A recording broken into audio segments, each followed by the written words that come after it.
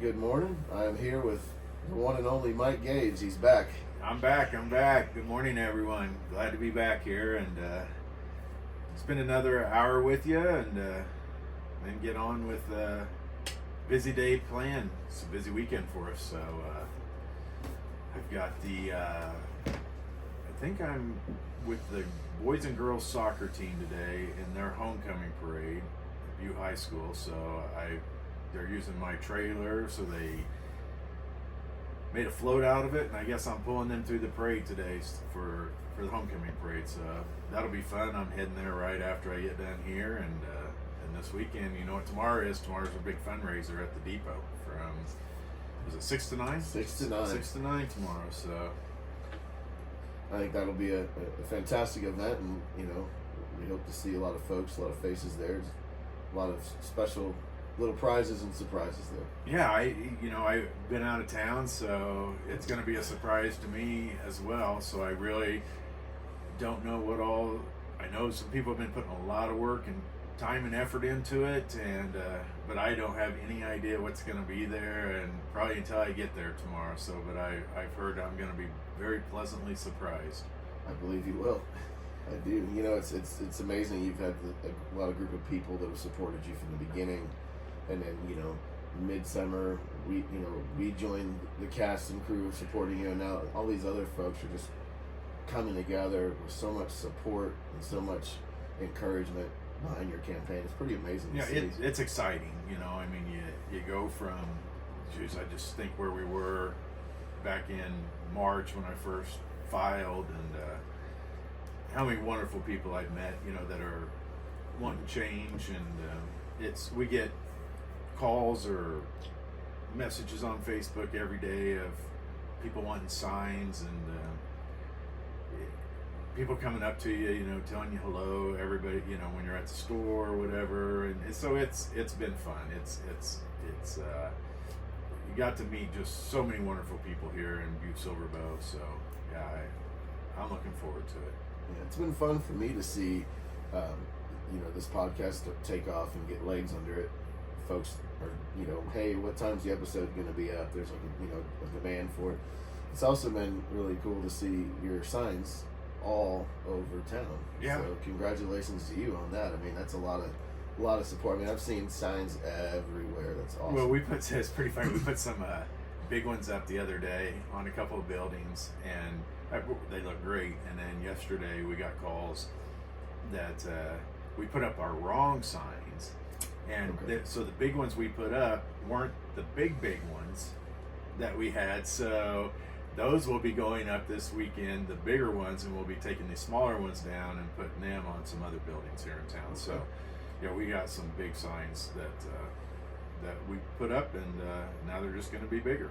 Well, you can't have too big of a sign. No, and you know, we ordered more yard signs, and they've come in, and we've got our radio ads on. Yeah. We're getting ready to do more of those. I think there's some billboards possibly that are going to be coming up here in the future, probably in the next week or two. And yeah, so we've it's been going strong. It's been fun. But you know, it was funny. I was at an open house, or not an open house. It was a 50-year celebration at one of the businesses in town across from the courthouse last night, and I was talking to JP Gallagher, and who was there as well, and I told him, I said, you know, I have a newfound respect for people that are in politics as far as the election process and the campaigning, because you're getting pulled in so many different directions, and you know, you're trying to work your full-time job, and yet this is like another full-time job, and you're just worn out. And I'll be ready when November 5th gets here. You know, I'm not sure you will. I'm ready for anything. You know, just a day. You know, just to sit back and not have somewhere to go or somewhere to be. Yeah, because it's very time-consuming, and it's stressful. The anxiety. You know, trying to make sure you're looking at your watch when you're at one meeting, getting ready to head to the next one, and yeah. So, but we're meeting. You know, we're getting out there. We're doing it. We're getting ready to go. I think our door knocking starts real soon. I think the flyers or the door hangers arrive today. I think I got an email on my way down here that they were out for delivery today. So I don't know how many of those we ordered. I want to say it's about 8,000 to 10,000. We ordered a lot of them, so a lot of doors. We got a lot of doors to knock on. So yeah, it's it's funny you bring that up about the dynamics of campaigning. I was just going to call you probably one of the hardest working guys in politics right now, because every time we do this podcast or anything else, Mike's always on the go. He's meeting people. He's going to events. Really, I mean, he wants this bad. You definitely want this bad. That's 100%. I mean, you want it real bad. So hats off to you on that. Well, I appreciate it. Yeah, we do. And there's, I just want to get in there and help clean up the department, the city. There's the morale's gotten so bad, and I got a call from one of the officers yesterday that told me that so they had gone through their collective bargaining, and so this goes back, I believe, to not this previous July, but the July before that. So it'd be July of 2023 that the collective bargaining got their back pay for all that, because that's how long they've been negotiating and stuff. So they're getting, everybody is in the department's getting big checks, and they should be in November and December, and just in time for Christmas. Well, and there's I've been told up to 5 patrol officers, and several people in the jail that are quitting as soon as they get those checks. Now, I think they would get them no matter what, but I think they're kind of worried that they wouldn't get them. Right. And so they're just staying around for those checks to arrive, and then they're out the door. And I hate to hear that. Whether I win or I don't win, I hate to hear that, because it makes Butte that much more unsafe than it is. But if we do win, then you're trying to fill all those positions. So, I'm going to put together a message for the union this weekend, and just ask them to, if we win the election, to not quit. Give us time to make the changes that the union wants made, to boost the morale for the officers, to allow the officers to do their jobs, to get it up to staffing, and because right now they're just so overworked. The guys in the jail, the guys on patrol, because they're shorthanded on their shifts, so they're just going from call to call, and give us a chance to turn it around, before you make that decision. So if somebody's looking, leave it into December, hold off another month, give us a chance. You're going to see the changes on day one as soon as we get in there. And the last thing we want is to go in there and, be 10 down on patrol, and, the jail's so understaffed now.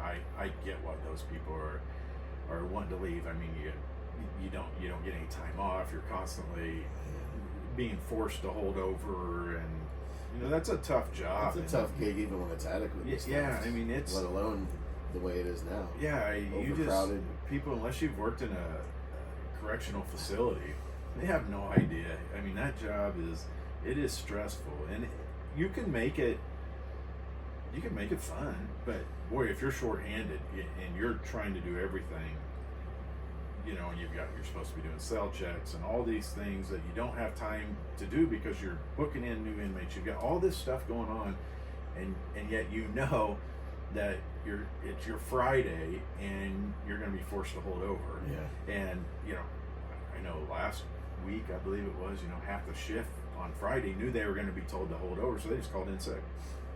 Because and that's what's going on. I mean, and more to that point, when they're short staffed like that and overcrowded, it's very dangerous for the officers. It's dangerous for the officers. It's dangerous for the inmates. Yeah, because there's some. There's some. Yeah, when you're so overcrowded, dangerous folks that are in there, and not all of them are necessarily physically a danger to society, but you're in jail for a various amount of reasons. But there's some bad people in there that you need the staff. I know they found this week they found the inmate dead in the jail, and I saw the news pretty much came out, and they talked about how the jail was overcrowded and understaffed, and an attorney said he thought that was probably a reason for the suicide, and that's a really hard. It's a broad stroke. Yeah, I mean, because hard to say what was suicides happen in jail. I mean, they happen in life. They happen in jails all the time. And can you contribute it to being overcrowded and understaffed? To a certain degree, there is no doubt. It's 100% yes. That did play into it at some point, because now was somebody in a hurry and didn't check the razors to make sure the blade was still in it, because they had so many other things to do. Mm-hmm. But somebody messed up, I mean, at some point, whether it was that day or a previous day, or it could have been months, this guy had that razor in there, because if you can't do cell checks either, right, because you're understaffed, well then, people come up with contraband and those things. It makes it that much easier for something like that to take place. So it's impossible to think that place is efficiently or effectively managed when you have a handful of deputies. And what was the last count we heard? 120 plus inmates in there, or something like that? I think that was the last I heard. Yeah, I mean, and it was only built for what, 80, 78, yeah. I think. So I mean, that's such an overwhelming. And they were at almost 150 at one time. Right. So I mean, that place has got to be hell on earth. Yeah, really, for both sides. Yeah, it's not pleasant for the detention deputies. It's not fun for the inmates. I mean, it's just got to be hell on earth. Yeah, it's just bad all around, and you got to figure out a way to fix the staffing problem and the incarceration level that's currently taking place in there. Which again is there are ways to do it, and we will do it, and we'll do it right away. But it's going to take the courts, the prosecutors, and everybody to make it happen. So, well, I'm very convinced, not political rhetoric, but truly convinced that you'll win. I think that our neighbors here in Butte Silver Bow want change, and I think that you'll be that change. So the signs. I mean, that's a good straw poll, so to speak, of kind of like what's going on, right? I mean, they're everywhere. Those are your supporters. Just overwhelming. I talk to people all the time, in all around the county and in town, and they're like, "Oh yeah, Mike, yeah. Oh no, great guy. I met him here." And they have these mental earmarks of where they met you at all the events that you go to, and no, I think that you have a really big following, and in the last week I saw more of it. Right. And I think it's fantastic. I mean, I'm very encouraged by this election. Well, yeah, we had. I met a lady at bowling on Monday night, and she asked for signs from in her neighborhood out in the country club area, and so I went out there the next day and put signs, and her husband came out and talked to us for a while, and then he went back in, he came back out, and he goes, "Are you doing any fundraisers?" I said, "Yeah, we got one coming up, this week," and he said, "Well, we'd like to host a fundraiser for you at our house too." So, I mean, it's there's a lot of opportunity out there, and we're slowly chipping away. That's all we can do. But you're going to have some people that don't see any issues within Butte. They live in their own little neighborhood, and there's no problems out there, and they don't get out of their house and think that Butte's the safest city that there is, and so those people you're not going to change their minds there, and that's okay, and that's what's great about living here. You can vote for whoever you want to, based on your conscience, whatever you see is going on, or if you want change, if you don't want change. And so it was funny. I was gone last week, obviously, and you and Dan did a great job, so I was a little bit worried, not being here for the first podcast, wondering if you guys could handle it on your own, and so I got to listen to it finally earlier this week, and you guys did a really good job. Dan's a great man, good guy, and funny. Yeah, he is. And, You don't see. It's so funny with him because he does have a sense of humor. I mean, he is funny. But if you just were sitting there talking to him and you didn't really know him, you wouldn't know how funny he is and what a good guy he is. I mean, he great, just great people. when you first meet him, you're just kind of like, oh, golly. And I give him hell because I'm like, he kind of looks like he's grumpy. And and I guess being in his position, I can understand why.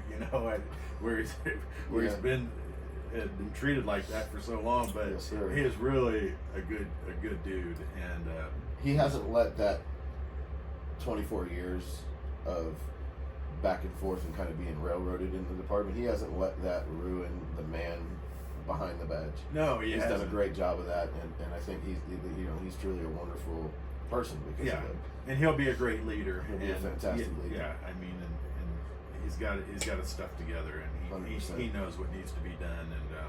And with him and Steve both, it'll be a good administration. We'll have the intelligence to quickly turn this department around, and the experience those guys have between them. So yeah, it'll be wonderful to get started with both of them and just say, hey, you guys, what do we need to do here, and let's get it done. And I'm going to rely on those guys heavily. So I mean, and really, let's face it, whether it's ever admitted or not, the truth is that the sheriff's the political side of the department, and the undersheriff and the departments that have chief deputies, those are the guys who run the department. I mean, those are the decision makers and the ones that are saying we need to do this, and the sheriff gives it is okay, but the sheriff does a lot of political stuff, and and you better have strong leadership in those positions. Yeah, I think that the issues that you're going to be dealing with and facing, when you win the election, you were talking about how hard you've been working and how I always have somewhere to go. You get your vacation after you win. You get to start your new job. Yeah. And that being said, I think that in the beginning, especially, you're going to have to wear, I would imagine, two hats: the political hat and sheriff running the department with your admin.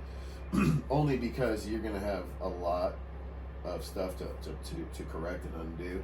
It's going to take a village, so to speak, to upright the ship, and I think you'll do it. I like to think those officers that are talking about getting their back pay from their collective bargaining agreement, I think that they'll give you a chance.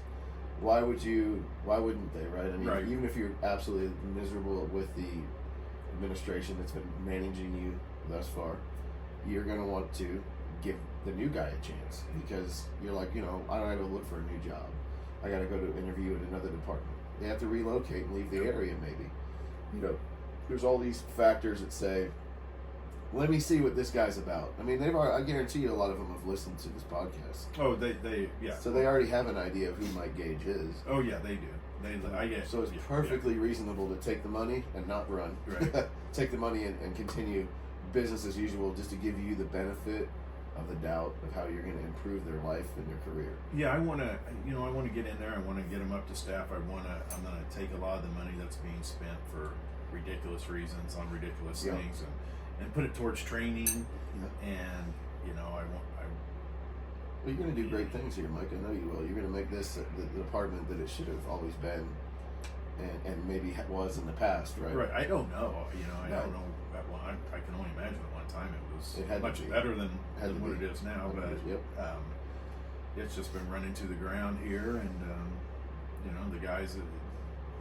That's why you can't get anybody to apply for the job. I mean, nobody with experience really is from other departments nearby are saying, I want to come to Butte.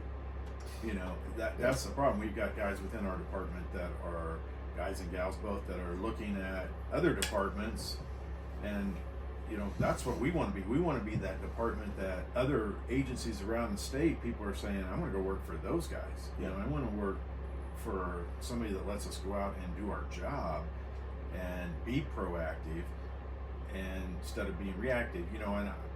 And the highway patrol can come in for 4 days and find that much drugs. Yeah. That's more than they'll find here in the next month. you know, Oh, even a couple of months. Barely scratch the surface. Yeah, and the highway patrol can do it in just a couple of days, and so that's what's running through Butte every day. You know, the fentanyl powder, the meth, the large amounts of cash. It's out of control here, and you know, writing's on the wall. Yeah, I mean, it's we got to make the change, and I want to go back. I said, you know, I know the last time I was here, we talked a little bit about the patrol cars being up at the office, and I did get a couple phone calls from officers after that podcast aired, and with a very, very valid point that some people probably don't think about and do need to think about when they see the patrol cars. You know, yes, they do have computers in their car to type out reports, but they, like I said, there are some connectivity issues. But the other officers, their question to me was, you know, are we going to be allowed to write reports at the station, and you know, will we be in trouble if we decide to ride them at the station, because there is an officer safety component by sitting there typing a report in a car, and which I 100% agree with. It's very difficult. You don't want to pull over in a parking lot and be focused on your computer and type in a report because you can't be watching your surroundings.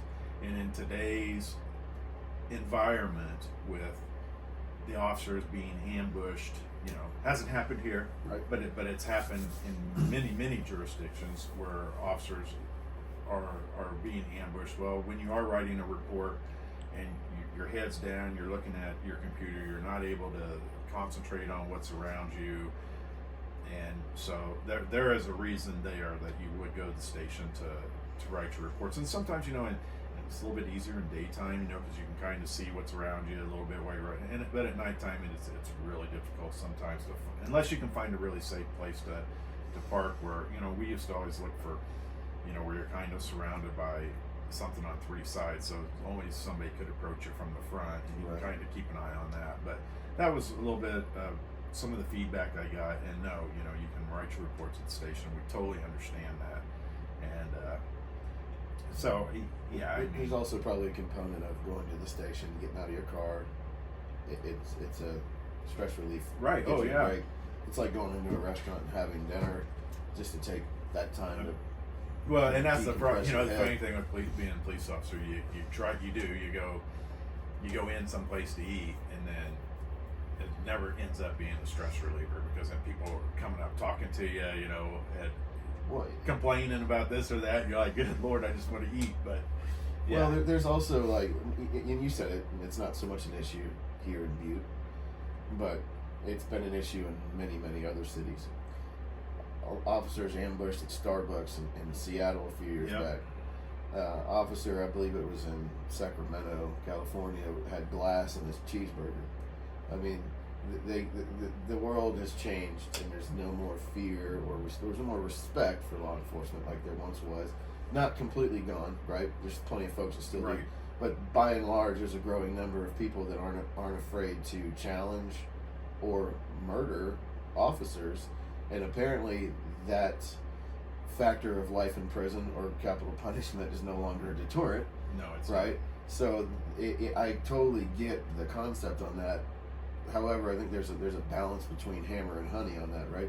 So when Butte, luckily, is a lot, as far as officer assaults, they're not being hunted here like, say, Philadelphia or Chicago.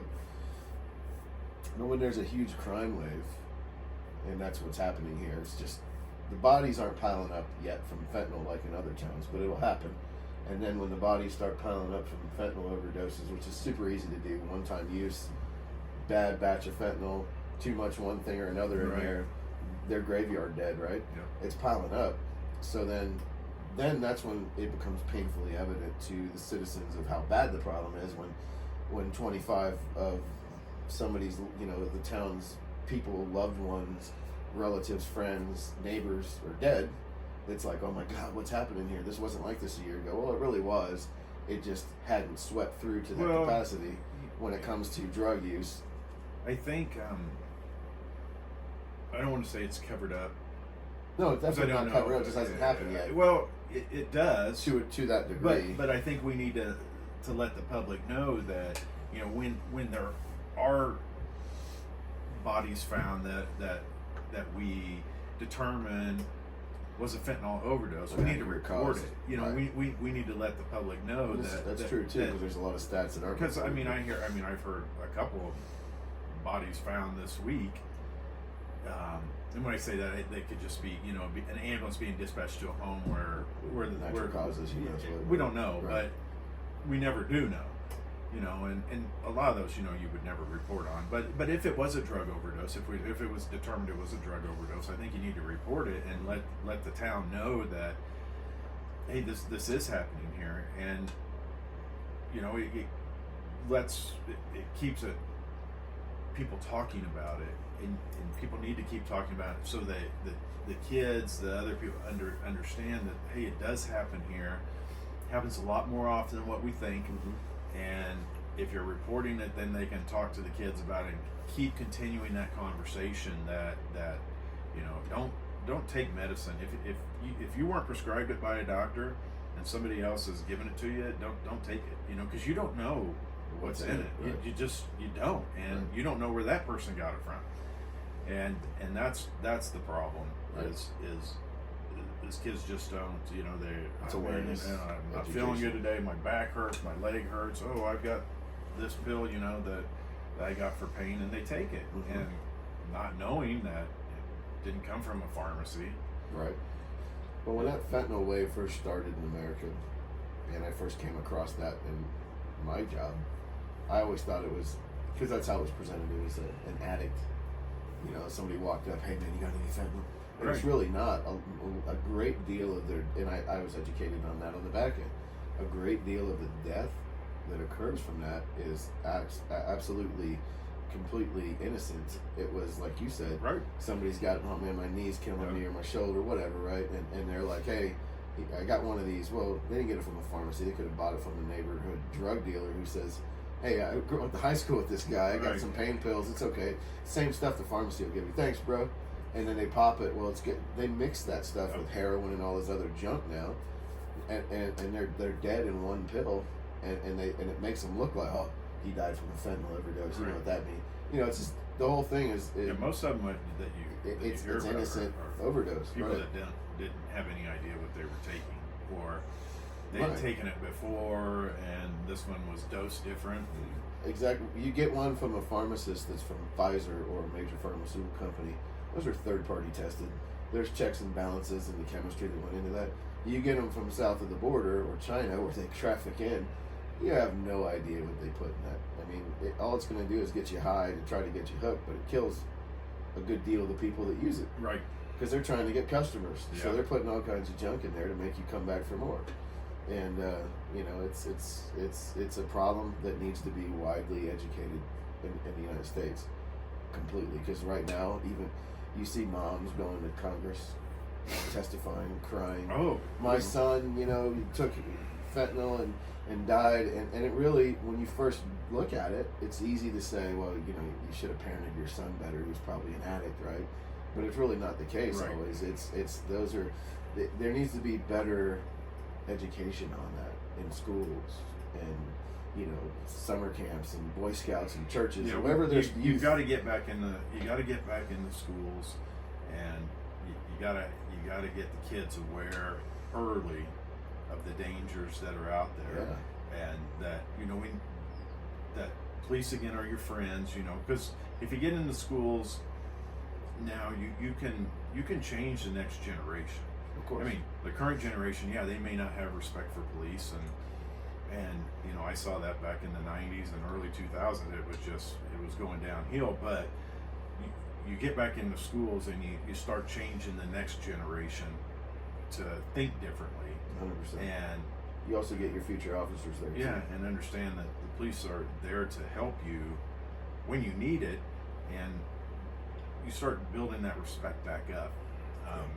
But that needs to take place nationwide. You know, not just in Butte Silver Bow. I mean, there needs to be a concerted effort to do this nationwide to get police back in the schools. And you know, the DARE program, they had it, and then it kind of failed. They showed that, you know, it really wasn't keeping kids away from drugs. And then I think they brought it back. I don't know where it stands right now, and I need to check into that. But they have so many acronyms for different right, programs. They, like different towns went their own way with it and made up their own. But if you think about it, you know, if it works, if you look at the DARE program, maybe overall it didn't make a decline like they had hoped it would. Right. But I can guarantee you, without a doubt, it saved lives. You know, if there were kids who were changed by that and realized that, hey, this isn't the road I want to go downhill. So it was probably more effective than what they thought it was. It's hard to curb the drug problem, though. I mean, once it's there, it's there. It's a tough battle. I know when we were kids, it was rad. Remember that? Yeah. You know, and that was like Nancy Reagan would be on TV, yeah. and MTV would have what was that, recording artists against drug? It was something against drug. I don't remember what the acronym stood for, but it was on MTV. It had rock stars and stuff. You know, don't do drugs, kid. And then a week later, they'd get busted in the airport for cocaine or something. Yeah, it was funny, but but the point is, you know, it's been in place for a while, and then became DARE after the 80s, and then whatever. The McGruff, the crime dog, started saying no to drugs and other things. And there's been all these programs, and I think we're failing this generation now because we're largely relying on social media and you know, visual acuity prompts to tell them no, instead of mom and dad, grandma, grandpa, whatever, sitting down saying, hey, you know, tell me about your day. Oh, you know, so and so brought some weed to school. Well, you know, weed's widely accepted, you know, now, whatever, but you still got to educate kids on drugs, whether it's accepted or not, because, you know, you accept a joint from Johnny today, but tomorrow you're going to accept fentanyl from Timmy, and then it's a slippery slope. So, I mean, the whole thing is that if kids are old enough to ask the question, they're old enough to get an answer. Right. Bottom line. And educate. I think, you know, I really do believe you get back in the school systems and find a program that's working and go with it, you know, and put it to use, and just something's better than nothing. You know, if you're doing right now, we're doing nothing here, and we got to do something. And you know what that is right now, I don't know, but I will know by January, and we'll be getting with the schools and putting something in place immediately, and getting officers back in the school. You know, when they come back to school after Christmas break, they're going to see a police presence in the schools, and talking to the kids, and not in a negative manner. We're going to be there, you know, having lunch with the kids and a mentorship. And just kind of build that relationship. But we got to build that back up, and it's going to take time because it's not happened for so long here, and it's got to. And I guarantee there's officers that will volunteer to go into the schools and would love to go in and have lunch with the kids, and you know, and either that, and if they don't, then my administration will do it. We'll be the ones going out there and doing it, because there's plenty of people to go around. If everybody's pitching in to make a change, well, then you can get a lot of things done. Well, it's like your idea for staffing. You wanted to put some of your admin on the road too. I think that's a fantastic idea. I think that's good for the school. They should meet everybody at some point throughout the year with different people. You go in, somebody else go. I mean, because that just repairs the relationship. You're 100% right. The healing of the next generation starts with the youth, and then you just have to maintain what's going on now as far as the relationship, no matter how good or bad it is. And the next wave will enact that change. I mean, that's how change occurs. It's generational. It's not, you know, a 2-year plan. True change happens generational. And if you look how so much has changed in our country through the generations, you can see that that's 100% true. Some of it's changed for the worse, but you can also use that same formula to change it for the better. Right. Because that's exactly, for every opposite reaction, every reaction there's an opposite reaction. So you can run it that way, and I'm convinced that you'll do a fantastic job with the youth in the schools, and they'll see that law enforcement aren't bad. Right. There's always going to be a few bad apples here and there across. There's a big it's a big country. There's a lot of officers, right? So there's always going to be a few that get in the media for the wrong things. But you find that that's with find that doctors and lawyers, priests. yeah, with my God, whatever. that's everywhere, I mean, right? But the media jumps on law enforcement Well, they with do. both feet when they do that. But not all cops pull over a motorist and beat them senseless, right? Or shoot somebody in handcuffs. That's a one-off deal, and that gets handled 100%. But that's what students and children get taught through social media. Well, they see it over and over and over. It's in their again. reels on Instagram and Facebook and TikTok. All it does is poison their minds, and then their friends are like, "Yeah, I hate the cops," and then they just start acting that way. They start acting like punks, and it's a poison. And they need to learn that it doesn't have to be that way. You're there to help them through their guidance, through their youth in school, and let them know that, hey, this is a good option for your future. You don't want to go to college and pick up a $100,000 student loan. Yeah. Come work with us. Make a difference. So I mean, I solely, completely back your play on that with the schools. I think that's a great idea. Well, it's got to be done, and we're going to do it. There's several things that we're going to do, and my first thing is I got to fix the department. And all these other things, that we want to do. It takes everybody in the department to buy into it and say, this is the direction we're going to go. This is what you've been doing it's not working. Look how unhappy you are. This is, give us a chance to clean everything up, to allow you to do your jobs, and to know that, again, if you do the right thing for the right reasons, we're going to have your back. And so go out there and do your job, and make it fun to do. I talked to one of the, what was it, last week maybe, I can't remember. I saw one of the sergeants on patrol, and and I knew he was a sergeant. I go, where are your stripes?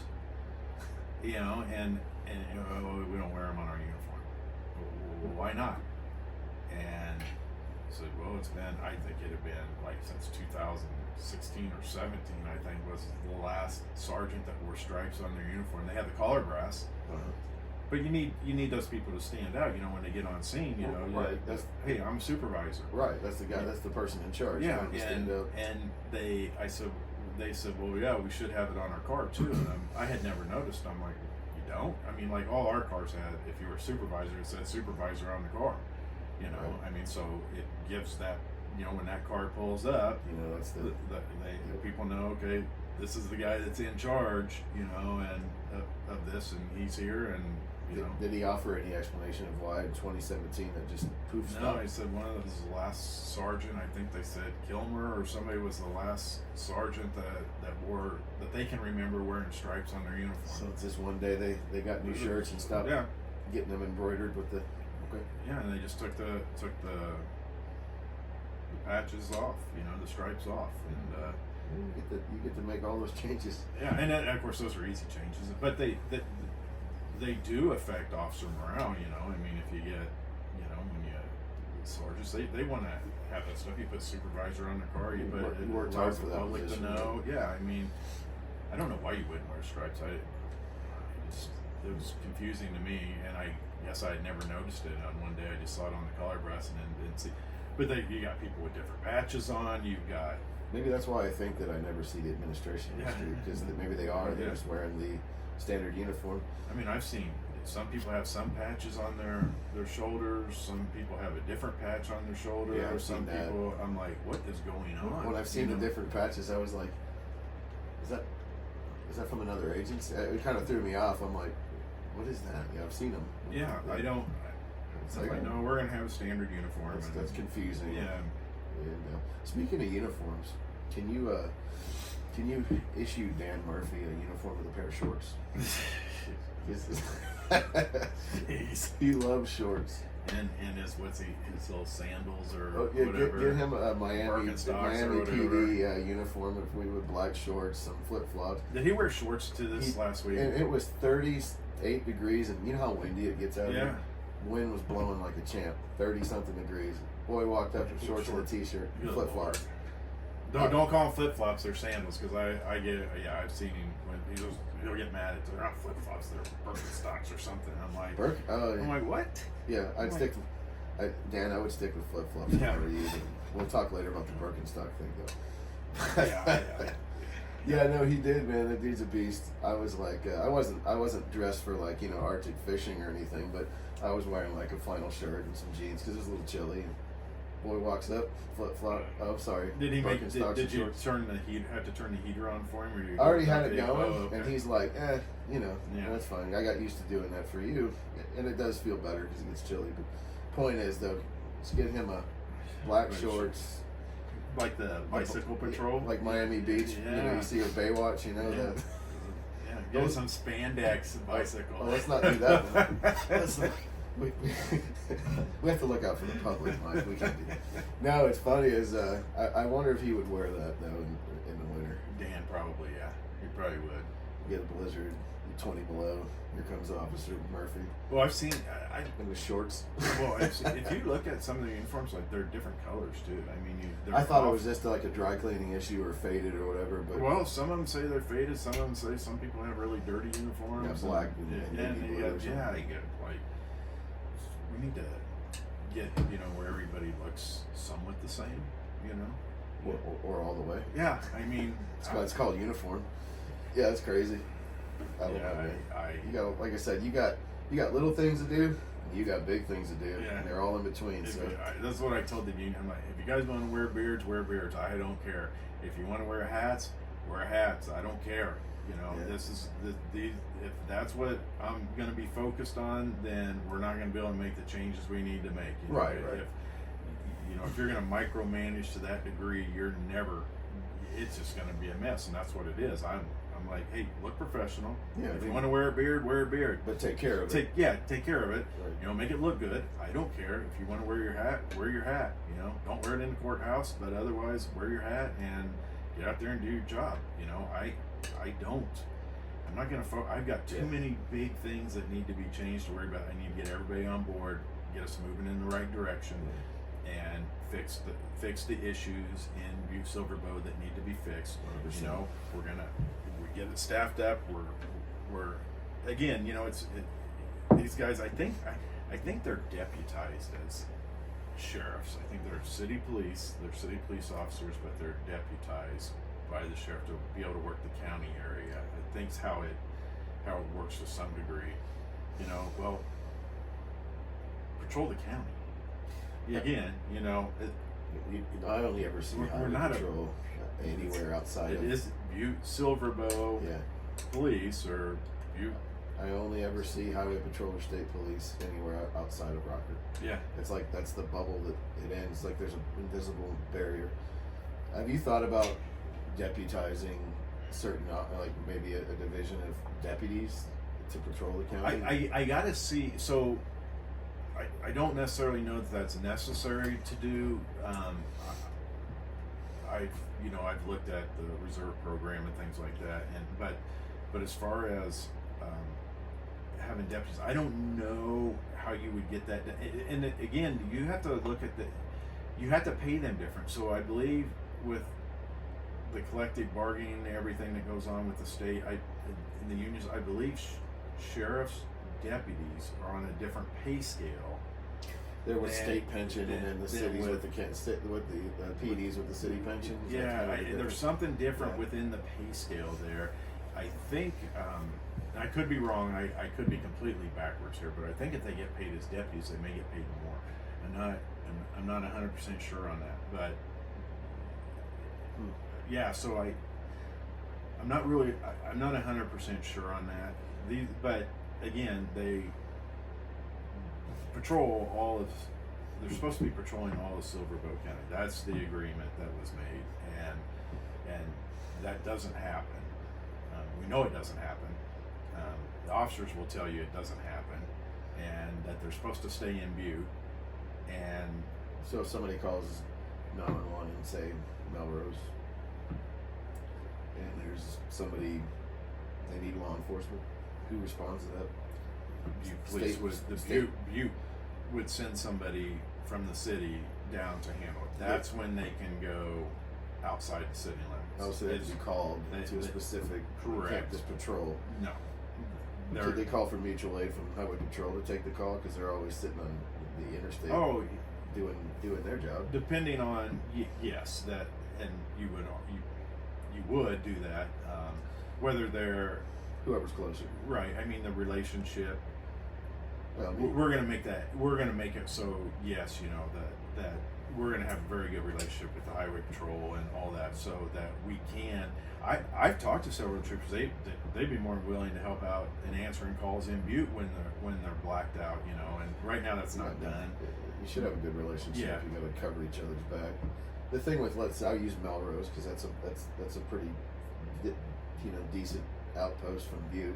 It is, yeah. You call for help. There's a home invasion in progress. Let's say. Coming out of this 35, they got to stand on it to get there quick because that's a long drive. That's a decent drive to get there when minutes count. Well, it's a good. You don't have a half hour. That's what 20. I mean, if you were flying, if you were hauling, you'd probably get there in 20 minutes. 20 minutes. You gotta be. You gotta get on it. Yeah, you're gonna be hammered down. Yeah. But yeah, so you're gonna want help from highway patrol, and they can get there first. And that's the importance of getting the officers to patrol because they're already in the area. Yeah. And I don't know about you, but I'd feel really good about doing my paperwork parked at the the Divide post office. Right. You're tumbleweeds. Yeah. Why not? Nothing around. You got wide open spaces. Beautiful mountain view. So there's perks. Oh, I would much rather. I wouldn't want to stay in the city all day long. I'd love for somebody to say, "Hey, you got the county, sweet. Yeah, go drive it, go patrol it. It's all yours. It's all in our patrol area. So go do it." Now you obviously gotta can't hide. You obviously gotta work, with your supervisors and things to know that okay, I'm gonna be patrolling this area today or whatever. So you can't have everybody decide all at once. Yeah, I'm gonna go down to this area and patrol it, but you could probably do districts or something that could be split it into districts. Yeah, that has you're in charge of District 1 downtown, yeah, District 2 yeah, uptown. And at some point the way it's growing here, that's gonna have to be done. Where you've got an officer assigned to Melrose, Buxton, Rocker, Ramsey, and that's your patrol area for the day or for the shift. Home state.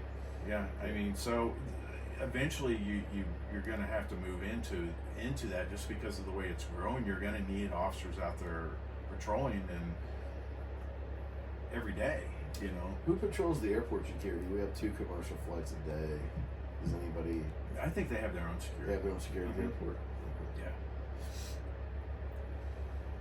Yeah, I'm not sure if a Butte police officer's ever out there. I've seen the armed people out there, but I don't think they were with Butte. Is it TSA?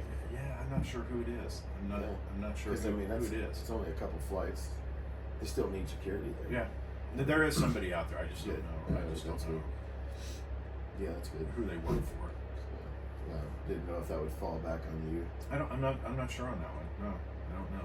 Most airports have a mixed bag of TSA and then local sheriff department or city police. Yeah. But that's when you have a big airport where you got 3,000 people a day through it. This one here, if it ever grows, that airport. Well, it will. Eventually, it will be in our lifetime. I don't know. But eventually, right? But you can see all the building that's going on out they this got direction, big plans, and, right? And you've got you need to have somebody patrol it, and maybe change up, and you get a couple of the 4-wheel drive pickups, for those guys that are patrolling out in this area, or some of the county roads and things like that. But yeah, there's definitely a need for it, and out here to have patrol, and right now it doesn't get done. So yeah, if you're Rocker, Ramsey, Walkerville, even but Melrose Divide. Every corner of Silver Bow County you're should not gonna have patrol. a district patrol, period. Yeah. Even if it's no man's land. And it can be, drive through it Yeah, you one don't time stay a there day. all day. Yeah. I Right. mean, you don't go to Melrose and park all day.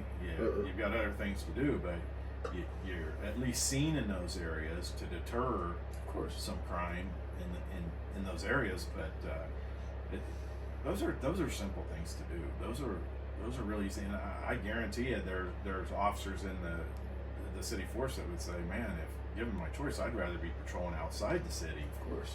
And so if that's what they want to do, then let them go do it. Well, as they should.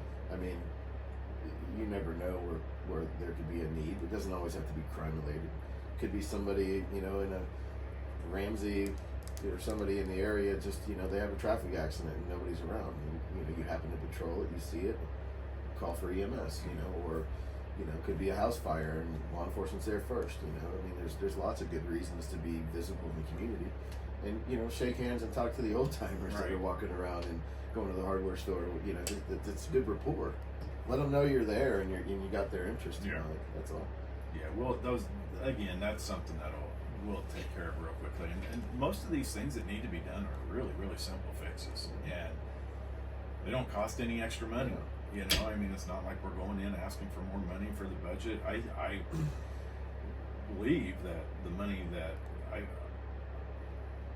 that's already being spent, if spent wisely, you're spending hundreds and hundreds of thousands of dollars in overtime that you're creating with morale issues and people quitting, Right. that you're constantly trying to fill, and you take these people, the jail staff that's getting ready to quit. Well, you're not going to fill those positions as quick as these people are going to quit. So now you're pulling patrol off the street to fill the jail spots, and so now you're shorthanded on patrol, and it's a never-ending nightmare. I mean, you gotta change. I mean, when you see this problem, you gotta ask yourself. Somebody has to ask themselves, or maybe do exit interviews. Find out what went right. Find out why people are leaving, and when you hear that it's because of the way things are being run, then you need to look at yourself and say, okay, I'm the problem here. I think exit interviews are an excellent tool for quality improvement. I mean, of course, you're going to get those folks that are just, they didn't do a good job, so they're bitter. But you have to sift through the BS Right. to get to the root of what's going on. What can we do to make you want to stay? And that clearly is not happening. That never happened. According to every officer that's left, that's never happened. They've never even gotten a word, just a Go bye. ahead and Here's turn your in their stuff. notice and Right. okay. Later. Yeah. Yeah. So, that's another just mismanaged process. Yeah, and if you've got officers, like right now, they've got officers that haven't even been on the job but 3 years that are looking to leave. Well, that normally burnout doesn't start that early in law enforcement. Those are still the times where you're excited to come into work and you're going to go save the world. Yep. It's not till later on in your career you learn, I'm not saving anything. I'm just going from call to call, solving a problem temporarily and moving on to the next one. But these guys That's the nature of the gig. Yeah. Is you do save a life, or you do save the day in small pieces. Yeah. It's a chain. Every day you go to work, you make a were there difference. for somebody. You made somebody's day. Yeah, you made a difference. Yeah. Whether you changed the tire on the interstate, or a flat tire, somebody had a blowout, or you just helped somebody. Yep. I mean, it doesn't all. But the first thing that comes to most folks' minds is law enforcement. Okay, equals handcuffs and jail cell. That's not the case. I mean, that's Really, that's very little. Yeah, that's really not very. I mean, I know the jail's overcrowded, so that kind of sounds bad, but that's just because they have a really bad process on mitigating their inmates. And if you're there because you couldn't, you have a traffic crime and you couldn't pay your fines, so you got to have time to serve. I mean, that's a whole other ridiculous issue that we've discussed before, and I know you'll work that out too. But ultimately, yeah, I mean, you do. You do make a difference every day, or you save a life just by having a conversation. Sometimes we've got to do some things, to we've got a mental health problem here too. You know, that puts a lot of people in the jail. So you know, it's going to take a community effort to turn this around, and we're going to have to get some more mental health workers, you know, in programs in place to keep down some of the recidivism that goes on, because some people are just in and out. You know, they get out of jail one day and they're back in the next day, and then they let them out, and then they come right back in, and really their main problem is they've got a mental health issue.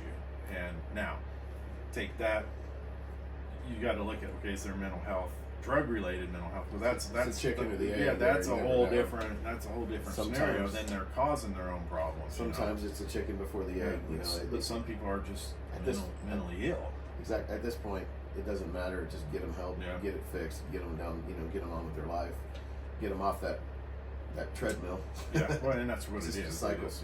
In and out, and you know, we see them. We know who they are. I mean, you can see them walking down Harrison Avenue, you know, or Montana, or you know, you get to see those people, and you're like, oh, good God, they got arrested today, and then tomorrow morning they're right back out there again. Or you see new faces that get dropped off. Yeah, well, that's a problem. It's always a new recruitment class. Yeah, use the dumping ground. It became the dumping ground for other cities' problems, and we've allowed it, and instead of putting our foot down and saying, not going to happen. No more. It stops today. Yeah. This stops now. Yeah. That's what needs to be said. Turnaround's fair play. You know, not that you want to do that, but hey, I don't care where you send them. Don't be sending them to Butte. Butte's not here to take care of your problems. You know, you can't just drop them off in Butte and say, here you go, and you know. Well, if there's programs in place for the mentally ill, and there's a huge drug interdiction that happens here, these people will turn around and walk right back out of the city limits as soon as they get dropped off, because they'll know. Oh yeah, I can't get drugs, and I'm gonna go to jail. Right now, it's gonna hold me accountable. You know, right. I'm gonna be able to get my drugs anywhere in Butte, and so I'm just gonna stay here because I've got access 24 hours a day to multiple locations where I can get my drugs. Right. Well, we became a sanctuary city for drugs. Yeah, that's all there is to it. There is literally zero effort, except for the state police to come in and regulate to take drugs out of Butte. And that's I always ask people, you know, okay, what's Butte's number one problem? And it's always drugs. Is always number one. And then what's the number two problem? Well, theft. Homelessness. Okay, and then the homelessness. Well, you take away the drugs, you solve the other two problems. Fire goes out. But if you you can't solve the other 2 and 3 without solving one. Mm-hmm. You solve number one, well, that automatically takes care of the second and the third issue. And you know, it's so easy to do, and I can't for the life of me understand why. Well, I mean, not saying it here, I know the reason why, but I mean, you don't just let the cartel run rampant. That doesn't happen, and so we will have a different way of dealing with that, and we'll put an end to it. So we'll have a different relationship with those folks than what goes on now. It's not going to be a friendly relationship. I'll put it that way. It will not be, and that's the way it has to be. But you know, I tell you what, you know, I've almost burned through our hour, Mike. Yeah, I get to go hook up to the float. Yeah. And get in my line in the parade for a homecoming parade, and then I'll get done with that, and I'll go do my real job for the rest of the day, and then tomorrow we set up for the fundraiser, and I think we're filming some TV commercial type things tomorrow as well, tomorrow afternoon, so a little photo shoot going on and little commercials, and I think they're internet commercials. I'm not 100% sure, but so we got that going on, and we waited till the end to spend our money, and we're hopefully we'll get some more of this tomorrow night at our fundraiser, and we'll be able to do some more advertising and on local TV stations, on the internet, and again, more signs and more billboards. So What are we, 41 days for the election? I Something like that, 40. I wish it was like one day. I mean, I wish it was tomorrow that the election was being held. You know, the last mile is always the hardest. So I think know you'll grind it out. Though. I know. I told JP last night. I said, November 6th, I'm heading to Arizona. You know, I'm going on a vacation, and I'll come back. You know, at the end of December when we win, and if for some reason I don't win, I'll come back in April. But I'm gonna take a break and just relax. And have some free time. Maybe turn off the phone during the weekends and. That's what you think, buddy. When you win on the 5th, that phone's not going to stop ringing with people congratulating you. Oh, I know. Citizens saying, "What are you now that you won? What are you going to do about this?" Yeah. There's kids playing loud music in a vacant lot next month. You know, it's never going to stop. There's not a day goes by that I'm already getting complaints. Yep. Whether it be for homelessness problems, whether it be with traffic. Speeding complaints, with drug deals going on. There's not a day goes by that I don't get calls on it. And you know, can you have somebody check this out? Can you do this? Can you do that? You know, and I make it happen. Right. You know, but you're the liaison right now. Yeah, and I gotta tell you, I can't control it. Can I get somebody to go check it out for you? Yeah, I can do that. You know, but when you win, buddy, I'm going to run you ragged. Every time I see I'm going to call you every day and say I saw a white Dodge Ram change lanes on I-15 without signaling. My truck. This is ridiculous. Change lanes. I think I signal most of the time. I tried. Saw this vehicle, didn't use its turn signal properly, didn't come to a complete stop. Yeah. Oh no, I do that. I always stop. I'm pretty. Even if it's not you, man, a red, Dodge truck. I didn't see the chassis rock fully at the stop sign. Yeah. I need you to look into that and put an officer over there. I'll just say it was me. I'll take care of it. No, man, I'm really excited for you, buddy. I know you're going to do well, and I'm sure people that are. You're going to be everybody's sheriff. So even the people that don't vote for you, you're still going to. Oh, absolutely, I know. Too, and they're going to learn to love the fact that you're the sheriff too. And you're going to change a lot of minds that are used to a certain way, and they're kind of on autopilot, and you'll win them all over. As soon as they get to know you and see things improve, you'll win by a landslide, on your re-election too. Yeah, I will be everybody's sheriff, and I've got